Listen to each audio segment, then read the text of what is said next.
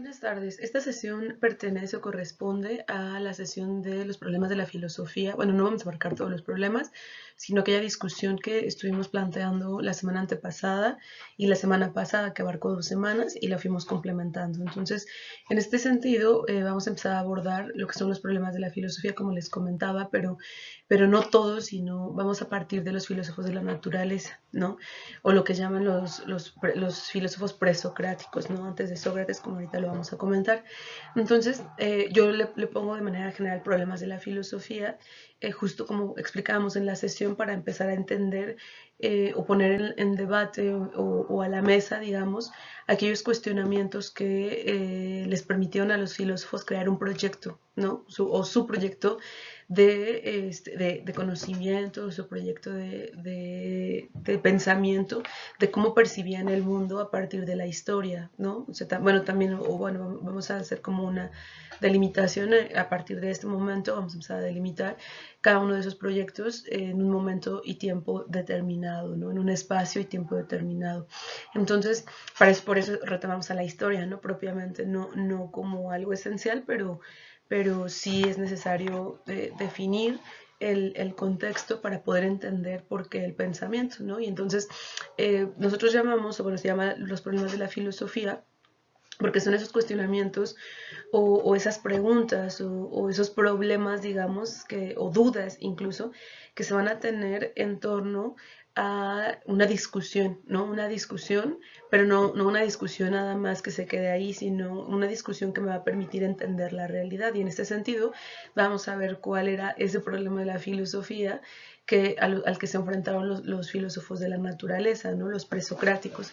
Entonces, y que justamente van definiendo o se va tomando ya en cuenta cada uno de sus proyectos, van tomando en cuenta la construcción propiamente de lo que es la filosofía con los clásicos, que es Sócrates, Platón y Aristóteles, ¿no? Pero decíamos, eso no significa que previamente no haya existido otro tipo de pensamiento o que ellos no retomaran ideas de algunos otros pensadores, ¿no? Recuerden que es como, por eso decimos la historia es importante, ¿no? Porque es como esta parte de los contextos, los procesos históricos, incluso los procesos de cómo se fue desarrollando la filosofía es importante para poder entender cada uno de estos proyectos y por qué se les considera propiamente a los clásicos como Sócrates, Platón y Aristóteles, se les considera los primeros filósofos, ¿no? Pero previamente, y también eso es cuestión de una cultura, pero previamente ya existía también otro tipo de corrientes, incluso desde Oriente, ¿no? Que casi no se estudia en la filosofía, pero igual y le podemos dedicar también una parte, ¿no? Alterno a para poder estudiarlo y para que quede ahí como una duda, ¿no? Respecto a esta formación de un tipo de cultura diferente a la nuestra, ¿no? Y sobre todo la concepción que se tenía del mundo, ¿no? Y ahí vamos a poder entender el contacto con la naturaleza, la realidad, etc., y la construcción de la realidad. Entonces, en esta sesión comenzamos a hablar, bueno, a preguntarnos algunos cuestionamientos, ¿no? O sea, decíamos, ¿qué es lo más importante en la vida? Si podemos definir que hay algo más importante, ¿no? Por ahí algunos compañeros, compañeras decían, sí, ¿no? El dinero, otros podrían decir que es el miedo, ¿no? Por ejemplo, un compañero decía es que es el miedo, ¿no? Lo más importante en la vida. Entonces decíamos, bueno, eso también puede definirse de acuerdo a un contexto personal, ¿no? Y ponemos de ejemplo, una persona, por ejemplo, que tiene una condición de pobreza constante, probablemente lo más importante para esa persona sea, yo decía, ¿no? Yo lo planteaba, sea cuestiones económicas, sea la cuestión del dinero o la alimentación, ¿no? Propiamente.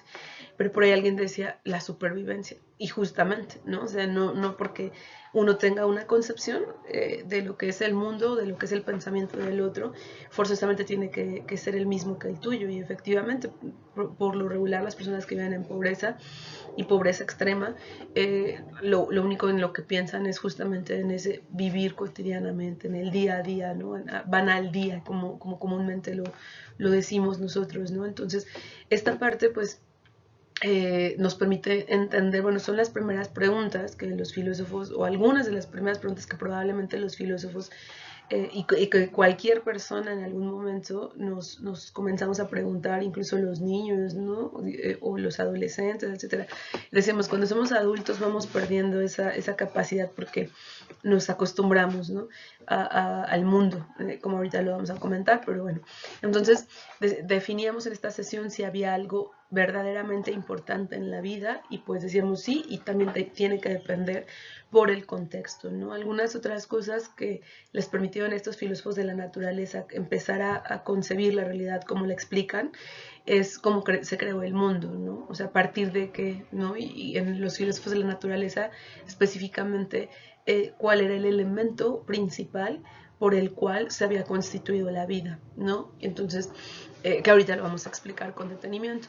Entonces, otra de las preguntas es si existía otra vida después de la muerte, empezar a cuestionarnos la muerte, si es un proceso natural. Hablábamos del Neandertal, por ejemplo, la semana pasada, bueno, las semanas pasadas, que antropológicamente está estudiado que el hombre neandertal fue el primero que comenzó a dejar un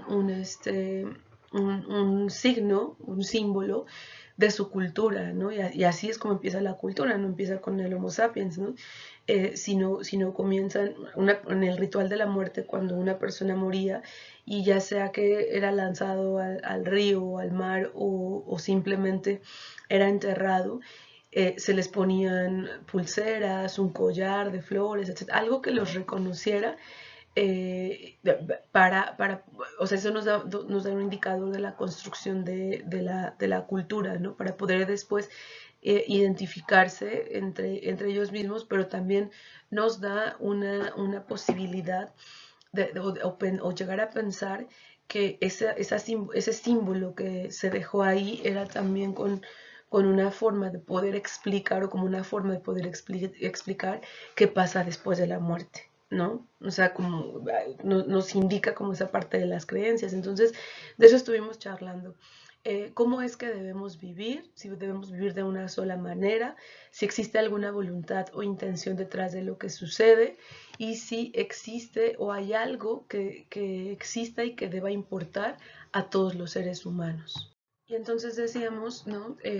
Con todas estas preguntas que nos planteábamos, decíamos o llegábamos a la conclusión de que nos hemos habitado tanto al mundo que nos hemos dejado de asombrar, ¿no? Y recuperábamos la primera sesión de filosofía, que hablábamos de la duda y el asombro, con fotografías de Robert Frank, que decíamos, bueno, los niños, y hacemos nuevamente esa comparación, ¿no? De los niños tienen un asombro por la vida impresionante, ¿no? Desde viajar en el auto, en el transporte, comunicarse con otras personas que son ajenas, ¿no? Observar la calle, las luces, los semáforos, los autos, los animales, etcétera, ¿no? Y entonces de repente el resto de los demás seres humanos nos habituamos al mundo, ¿no? No digo que todos los adultos estén totalmente habituados y les dejen de asombrar cosas, pero comúnmente la idea es de que es de esa manera, ¿no? Que sí nos dejan de importar ciertas cosas y nos acostumbramos porque ya hay una construcción, una forma de vivir, como lo planteábamos al principio,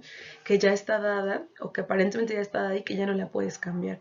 Sí la puedes cambiar, pero lo que decíamos es, nos acostumbramos tanto a ese mundo que cualquier cosa probablemente que sea nueva, o cualquier cosa que no corresponda a lo que yo había hecho, pues deja de interesarme, deja de importarme, ¿no? Y entonces analizamos y observábamos estas fotografías. Posteriormente, decíamos que estos filósofos de la naturaleza, o los presocráticos, son los que rompieron con esta visión mítica del mundo, y aquí es donde se les colocó en la plataforma, se les colocó el texto de El mito de Lilith, ¿no? La primera esposa de Adán, y el mito de Thor, explicado desde Justin Gardner, ¿no? Que son textos bastante interesantes, que ustedes o sea, traen ciertos elementos míticos, pero lo pusimos como una parte de un ejemplo de cómo estos filósofos comenzaron a cuestionar que estos mitos eran construidos por los seres humanos, por los hombres, ¿no? Específicamente. Entonces, o sea, no puede ser algo divino, ¿no? O sea, ¿cómo comienza a cambiar el razonamiento, ¿no? El pensamiento. O sea, dice, no puede ser que Thor, por ejemplo, tenga instintos parecidos al ser humano, ¿no? Y que se quede dormido y que pierda su martillo y trate de recuperarlo, y que de repente ya hay una guerra entre el bien y el mal, ya hay una guerra entre la bondad, ¿no? Etcétera, y entre los seres que son fantásticos y los dioses, ¿no? Entonces era como esto. Y entonces los primeros filósofos de la naturaleza comienzan justamente a romper estas ideas y estas creencias que son construidas desde lo mítico, ¿no? Entonces lean el texto para que más o menos le den como esta continuidad, pero se los explico acá, ¿no? Y entonces decíamos que los filósofos de la naturaleza son aquellos que son conocidos como los presocráticos. También algunos de ellos, existía un grupo que eran los sofistas, ¿no?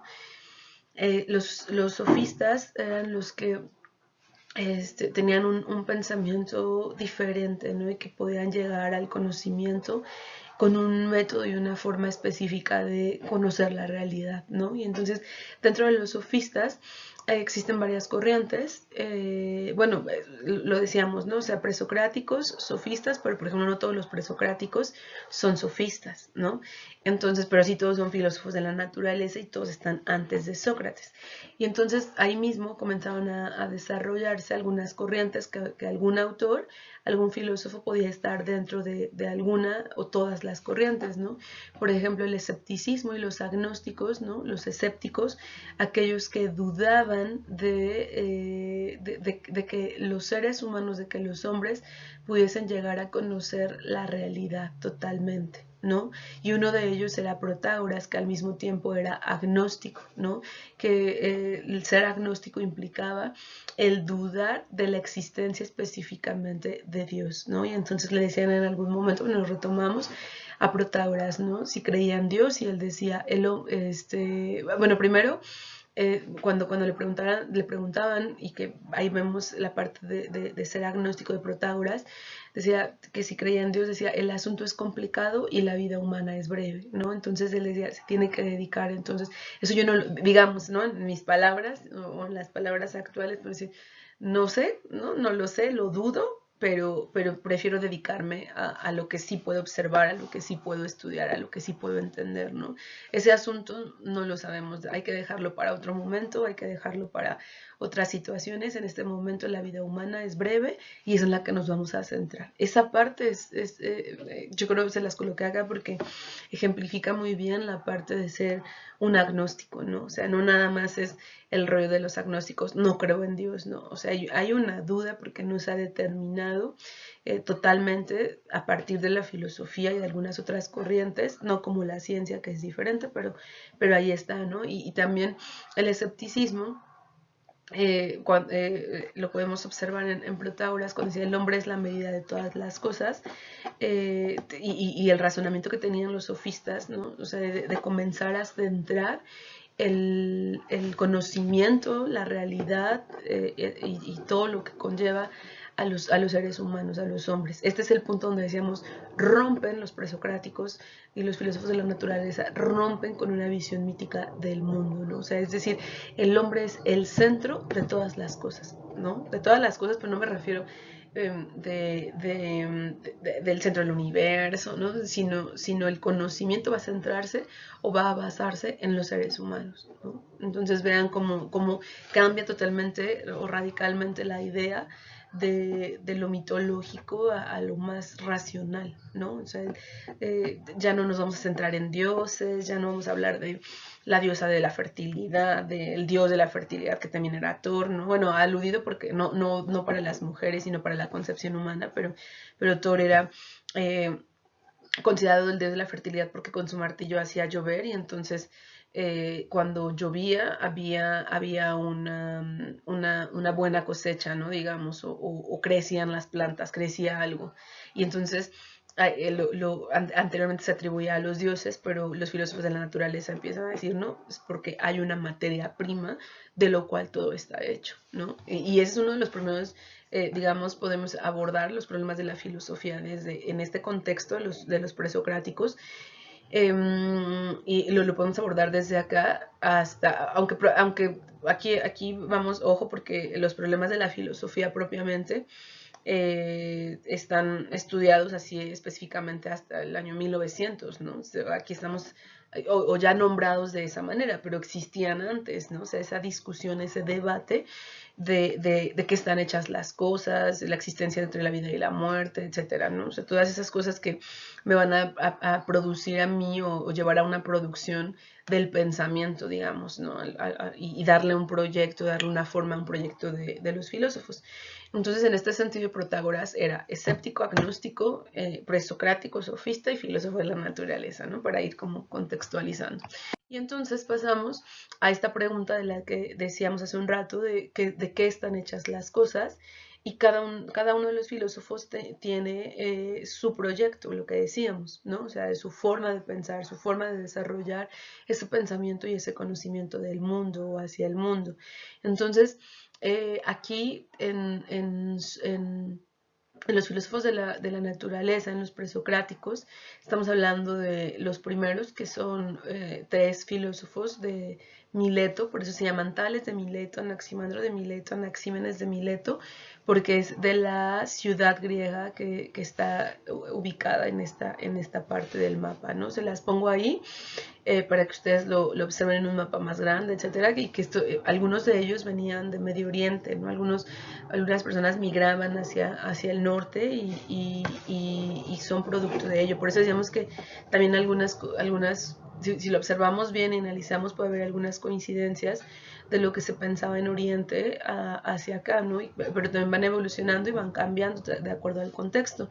Entonces, estos filósofos, por ejemplo, Tales de Mileto, y algunos también fueron perseguidos, lo que platicábamos. Sócrates no fue el único bajo el hecho de beber la cicuta, que lo envenenaron, digamos, o se envenenó, ¿no? No fue el único que fue perseguido por su pensamiento, sino previamente también algunos filósofos de estos fueron acosados, hostigados por las ideas que estaban planteando, incluso de terminar con la creencia mitológica y plantear otras cosas, ¿no? Incluso algunos fueron tachados de locos, locas, mujeres también. Sin embargo, también decía, casi siempre me preguntaba una chica, ¿pero por qué siempre hombres, no? Pues porque efectivamente el tiempo, lo platicábamos con la parte del mito, el tiempo hizo ver que las mujeres no podían tener un espacio, eso es cultural y políticamente hablando, no podían tener un espacio para estudiar, o sea, ya están dedicadas a otro tipo de cuestiones. Incluso, por ejemplo, en estos primeros filósofos, no en ellos, pero sí, por ejemplo, en los socráticos, ¿no? Digamos, eh, había musas, ¿no? O sea, había musas que son la inspiración para llegar al conocimiento, etcétera, ¿no? Pero propiamente no se le atribuía el conocimiento a ellas. Y eso no implica o decíamos, eso no significa que no estudiaran, o que no les gustara leer, o no sé, ¿no? O sea, actualmente igual podemos decir lo mismo, sino que más bien es un orden que había social, cultural incluso, que ya estaba establecido y cada quien asume o asumía un rol, ¿no? O sea, pero eso no tiene que ver con la inferioridad en el término del intelecto de las mujeres, sino una cuestión cultural y una cuestión incluso política, ¿no? Y entonces decíamos, Tales de Mileto, ya abarcando propiamente a los filósofos, Tales de Mileto decía que las partículas elementales de la vida, de donde provenía la vida, era el agua, ¿no? O sea, imaginamos entonces que Tales de Mileto empezaba a observar que donde había agua empezaba a crecer algo, había pececitos, ¿no? Había algo y decía, o sea, sí, de algo deben estar hechas las cosas o todas las cosas, y ese elemento, porque además nuestro cuerpo tiene agua, etcétera, y ese elemento forzosamente tiene que ser el agua. Anaximandro de Mileto decía que era lo indefinido, ¿no? Que había algunas partículas. Él decía, bueno, no, sí hay partículas elementales, ¿no? Pero no es el agua, sino es algo indefinido, porque, por ejemplo, un jarrón o algo más, o la manta puede estar hecha de algo y no es agua, ¿no? Hablando propiamente de las cosas. Nosotros propiamente no estamos compuestos de agua, pero sí estamos compuestos de algo, ¿no? Y él decía, ese algo son partículas indefinidas que le dan forma de acuerdo al objeto que es, o la cosa, o de lo que se está hablando, ¿no? Entonces no está definido porque cada uno tiene una composición, ¿no? Anaxímenes decía que era la niebla o el aire. Yo me imagino aquí, y les explicaba a sus compañeras, compañeros que estuvieron presentes en las sesiones, yo me imagino que observaba como el ciclo del agua y entonces veía la parte de la humedad, ¿no? O sea, la niebla o el aire como subía y se evaporaba, que observó el ciclo del agua, se evaporaba, propiamente, probablemente no lo llamaba de esa manera, se condensaba, etcétera, y después llovía, ¿no? Entonces decía, no puede ser el agua es como el producto de, pero lo que le da vida, digamos, o lo que lo hace ser, es la niebla o el aire, ¿no? Entonces son como estas preguntas o esta forma de entender cada uno de los proyectos de estos filósofos para definir por qué decían eso, ¿no? Entonces, Parménides por su parte, yo le pongo acá, no es considerado el primer racionalista, como ahorita lo vamos a ver, pero yo lo pongo aquí como parte del primer racionalista, porque Parménides decía que los sentidos nos ofrecen una imagen errónea del mundo, ¿no? O sea, él ya empezaba a definir entre la separación, como lo veíamos, esta parte también nos los va a mostrar bastante bien, la separación mitológica y lo real, digamos, ¿no? La construcción de la realidad. Y Parménides, yo le puse que es como para mí el primer racionalista, aparte de los otros también no, eso no implica que tales de Mileto, Anaximandro, Anaxímenes no sean racionalistas, ¿no? Pero Parménides lo que dice es como, y que es opuesto a Heráclito. Parménides es, los sentidos nos ofrecen una imagen errónea del mundo, porque decía, él ni siquiera, aunque lo estuviera viendo, no era como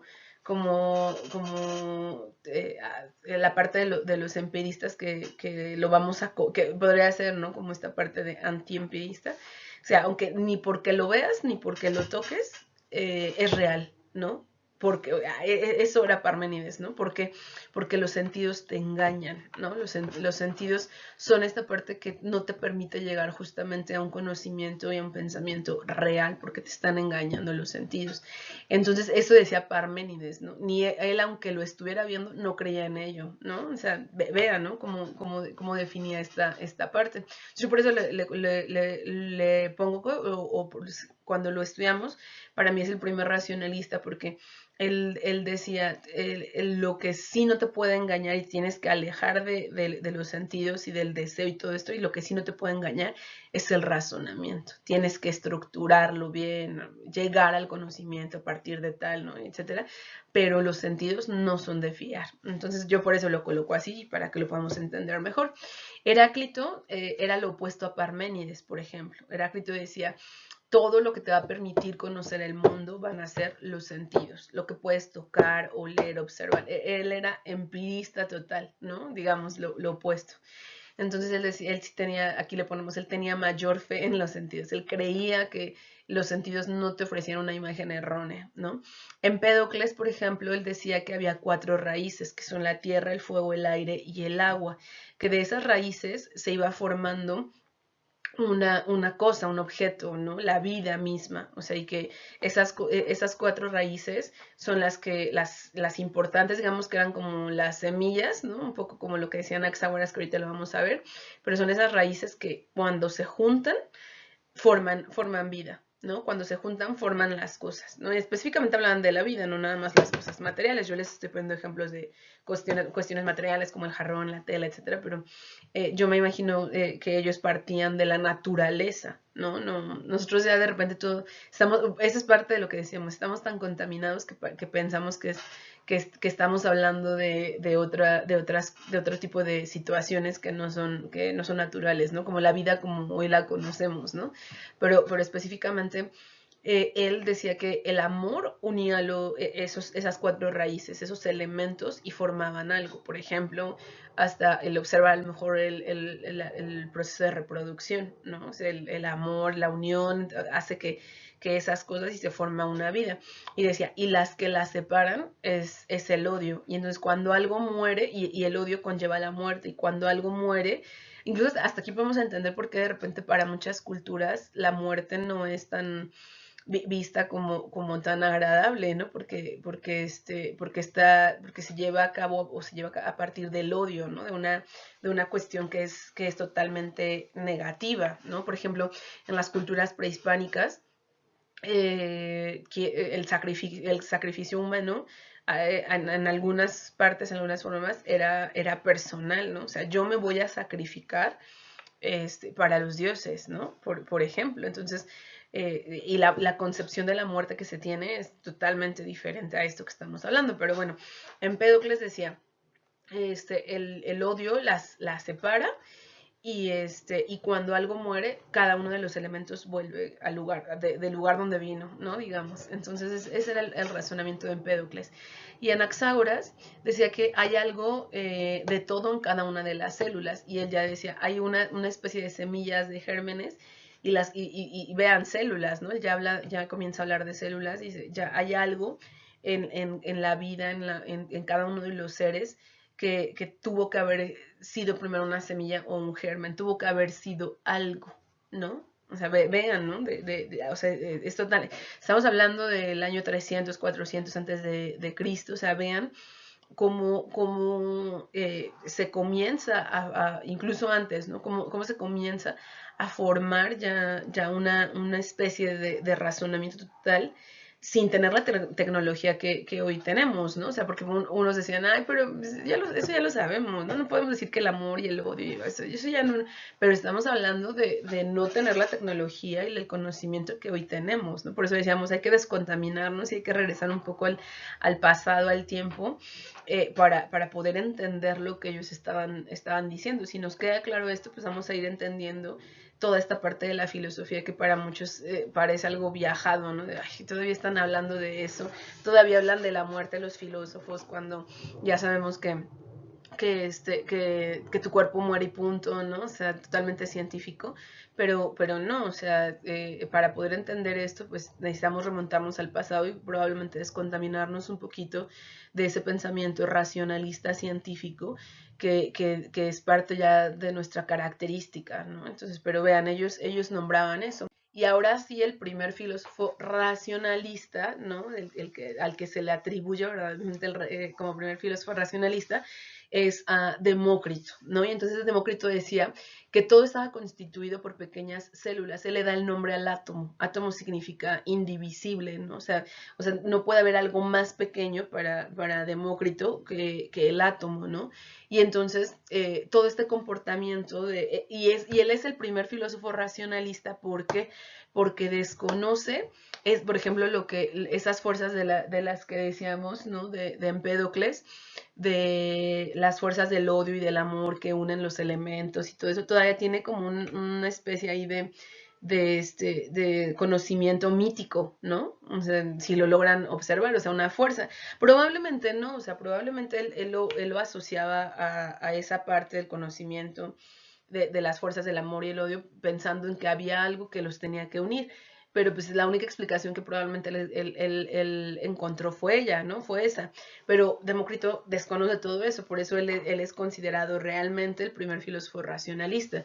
Y él dice ¿y por qué? Porque él dice que todo esto, toda la naturaleza funciona justamente por leyes de la naturaleza. No tiene otra explicación mítica ni nada. O sea, los átomos obedecen incluso para formar vida, para formar algo, obedecen a una ley que son las leyes de la naturaleza y eso es lo que se dedica a estudiar, ¿no? Y vean, Demócrito, por ejemplo, todavía vivió el tiempo de Sócrates, ¿no? O sea, pero él no es considerado,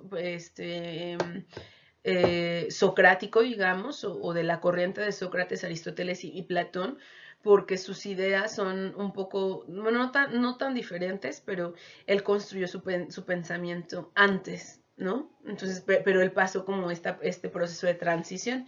Y entonces, ellos decían que, o sea, ya como generalizando, todos estos filósofos de la naturaleza y específicamente Demócrito decía, no hay normas absolutas sobre lo que es correcto o erróneo, ¿no? O sea, estas leyes de la naturaleza, todo este pensamiento, no hay una norma, no hay algo que diga, de esta manera se da y va a suceder así, ¿no? No.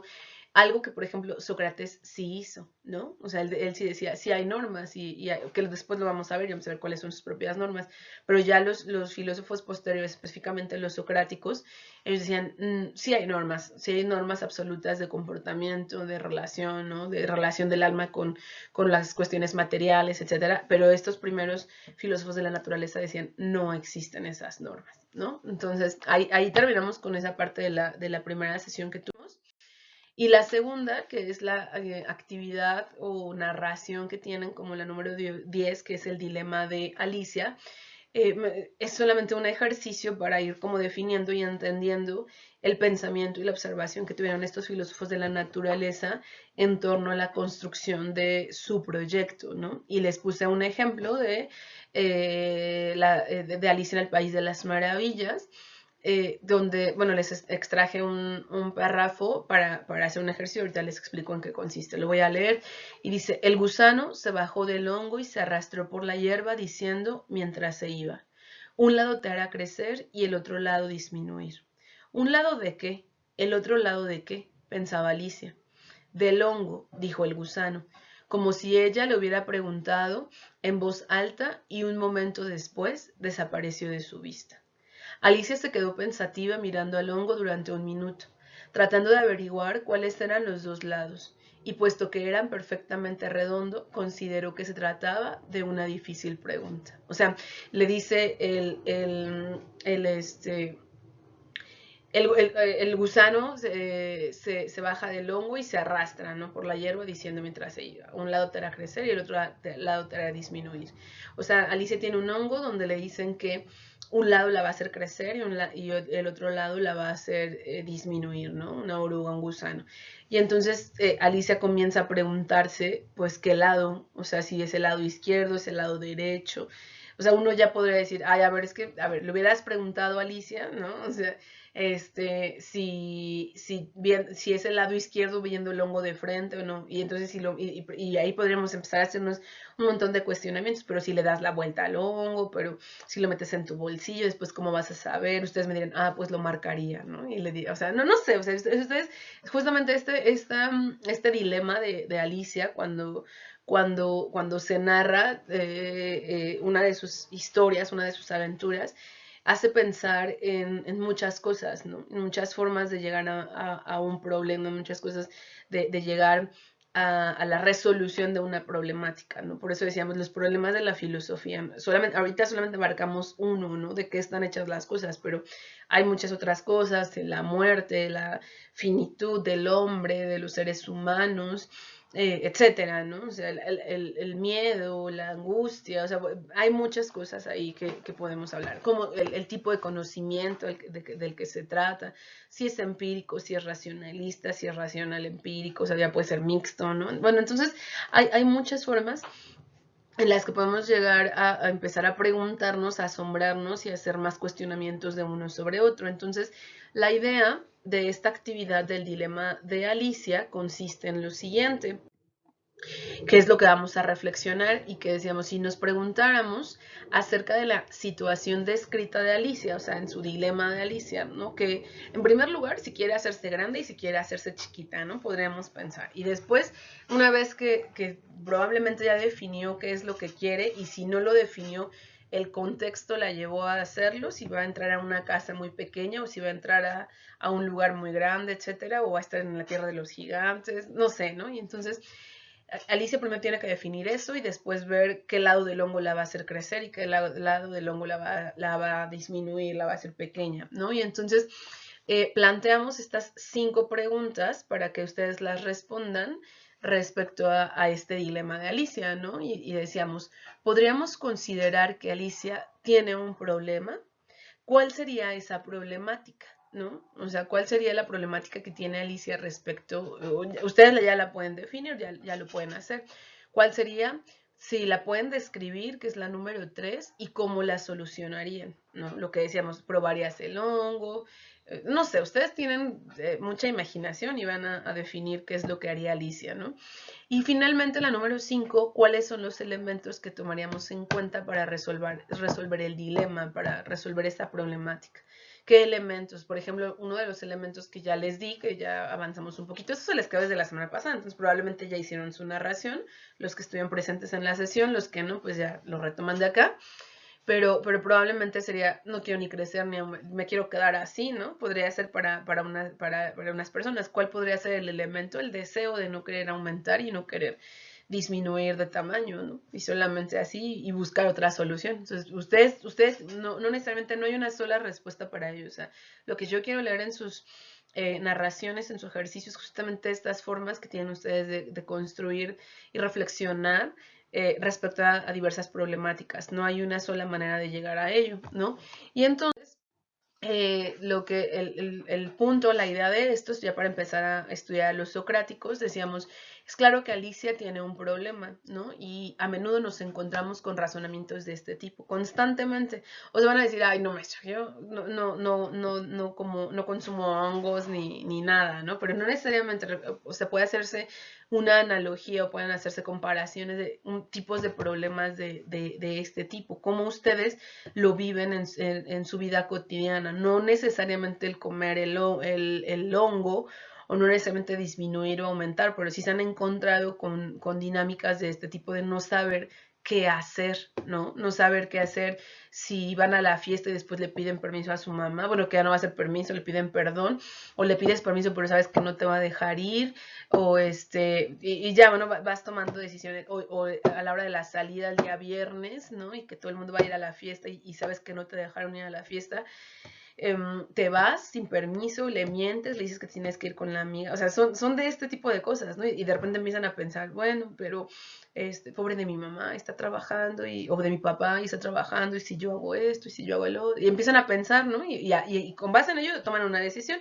Lo más seguro es que no piensen en ello, que digan, me vale, yo me voy, al rato llego y ya al rato ya podré explicar qué es lo que sucedió, ¿no? Bueno, pienso, ¿no? No digo que todos van a actuar de la misma manera. Este tipo de problemas lo podemos hacer una comparación con ello, ¿no? Y entonces decimos que no son tan fáciles de analizar o explicar este tipo de problemáticas. En el razonamiento social, propiamente, o incluso, yo lo hablo desde el razonamiento social, pero también aplica para la filosofía, que también es una forma de una construcción de pensamiento que es también social. Las premisas, o sea, los postulados, los argumentos, las formas, el conocimiento, no vienen dadas dentro de la problemática, ¿no? O sea, ¿a qué se refiere eso? Dadas es que ya están determinadas dentro de la problemática. O sea, lo que les comentaba, no hay una sola forma de pensarlo, no hay una sola forma de analizarlo, ni de resolverlo. Entonces tenemos que buscar información relevante acerca de las ventajas y las desventajas, que es lo que ustedes están haciendo o lo que yo les dije que podían hacer, ¿no? En el caso de Alicia, ¿cuál es la ventaja de hacerse grande? ¿Cuál es la ventaja de hacerse chiquita? ¿Cuál es la ventaja de comer algo que le dio un gusano, ¿no? Etcétera, ¿no? Entonces, pros y contras, causas y consecuencias que nos permitan resolver y entender cierto tipo de problemáticas sociales. Yo lo pongo en el término de lo social porque pues todo el tiempo han tenido algunas problemáticas sociales. Puede ser eso que les decíamos, el amor también puede tener este tipo de problemáticas y analizarlo desde esta perspectiva, ¿no? Si tienen a dos personas que andan detrás de ustedes, por ejemplo, y dices, ay, pero es de esta o de este me gusta sus ojos, que son un encanto y tal, pero con este me la paso bien, pero de este me gusta tal cosa, o de esta me gusta tal, y así, ¿no? Entonces, eso pareciera que es muy burdo los ejemplos que les estoy dando, pero son problemáticas que ustedes tienen de manera constante, ¿no? Los adultos probablemente les diríamos, ay, déjate de tonterías, ¿no? Hay cosas más importantes como el trabajo, ¿no? Y ya nos daríamos cuenta pues que cada uno vive bajo su condición. Mi condición es el trabajo y es lo que me interesa y me interesa el dinero probablemente, pero no necesariamente a ustedes como adolescentes, como jóvenes, les tiene que interesar el dinero, el trabajo, etcétera, ¿no? Algunos se ven obligados a ello, ¿no? Los que perdieron a sus papás, los que no viven solos, etcétera, que son bastantes de ustedes. Sobre todo con este rollo de la pandemia se han reestructurado muchas cosas, pero bueno, eso es otro tema. Pero bueno, eso me permite a mí entender la realidad que se ha construido, porque la realidad, decíamos, es una construcción social, ¿no? Y por eso hablamos de las problemáticas sociales.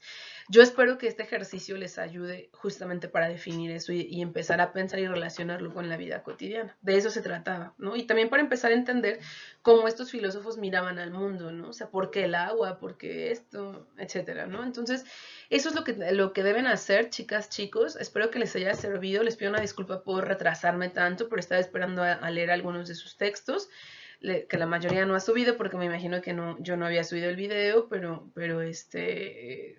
también hubo personas que estuvieron las dos sesiones, entonces podían haberlo ya hecho, pero bueno, no importa. Esto se los dejo como parte del resumen. Hay algunas cuestiones que no se tocaron, no se abarcaron, pero igual si tienen dudas se pueden comunicar conmigo, lo podemos discutir, charlar y lo pueden consultar y no hay ningún problema, ¿sale? Entonces, les comentaba que el día de hoy se canceló la sesión justamente porque creo que tenían como varias, yo tenía esto pendiente y ustedes también tienen algunas cuestiones pendientes y no los quería como llenar de más cosas para las vacaciones, más que para ellos que no han terminado la parte de su proyecto. Entonces, me despido de ustedes, les envío un fuerte abrazo, un gran saludo y espero que se encuentren muy bien.